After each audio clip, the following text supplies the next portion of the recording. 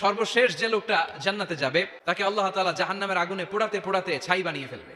আল্লাহ বলবেন, জিব্রাইল যাও একটু দেখো একটা মাত্র সেজদা দিয়েছে আমাকে, এরকম কাউরে পাওয়া যায় কিনা। খুঁজে খুঁজে কাউরে পাবে না। আল্লাহ বললেন আবার দেখো, খুঁজে খুঁজে একজনকে পাবে, সামান্য ইমানের ছিটে ফোঁটা তার অন্তরে ছিল।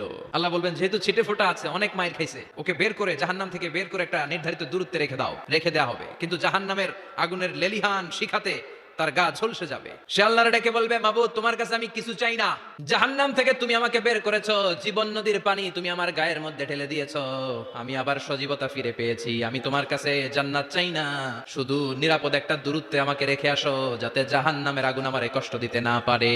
আল্লাহ জিব্রাইলকে বলবেন যাও এমন দূরত্বে রাখো যাতে জাহান্নামের আগুন ওরে কষ্ট না দেয়। রেখে আসা হবে। অনেকদিন সে ওখানে আনন্দে থাকবে, আল্লাহ শুকরিয়া করবে, সে মনে মনে বলবে বেঁচে গিয়েছি আমি। অনেকদিন থাকার পরে মনে মনে ভাববে বাইসা তো গেছি, কিন্তু নতুন করে একটু ট্রাই করে দেখি। আল্লাহ আগেই বলে রাখে আমি কিন্তু জান্নাতে যেতে চাই না। আল্লাহ বলবেন কি চাও? সে বলবে আল্লাহ তোমার জান্নাতটা তুমি কত সুন্দর করে বানিয়েছো, আমি একটা নজর শুধু দেখতে চাই, জান্নাতের দরজার সামনে নিয়ে যদি আমারে বসিয়ে রাখো দ্যাটস ইনাফ। আল্লাহ বললেন তুই না ওয়াদা করেছিস।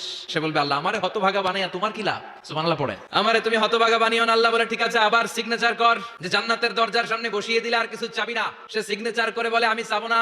আল্লাহ বললেন জিব্রাইল বেচারারে ধরে জান্নাতের গেটের সামনে বসায় দে। এবার জান্নাতের গেটের সামনে বসে বসে জান্নাতের সৌন্দর্য দেখা শুরু করবে। সুবহানাল্লাহ।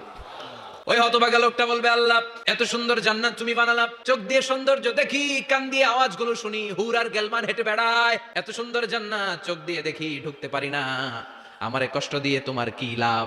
ও আল্লাহ আমারে তুমি মাফ করে দাও, জান্নাতের চিপার মধ্যে এক কর্নারে তুমি একটু আমারে জায়গা করে দাও। আল্লাহ বলবেন ওয়াই হাক ইবনা আদম, তোর ধ্বংস হোক হে আদম জাত, মা আগদারাকা, তোর চেয়ে বড় গাদ্দার আমি আমার সৃষ্টিকুলে কাউরে দেখি নাই, কারণ তুই আমার সাথে চুক্তি করিস আর চুক্তি ভঙ্গ করিস। আল্লাহর রহমতের দরিয়ায় তখন জোশ খেলে যাবে, ওর আকুতি মিনতি চাহনি আল্লাহর রহমতের দরিয়ার মধ্যে জোশ লাগিয়ে দিবে, আল্লাহর দয়া হয়ে যাবে, মায়া হয়ে যাবে।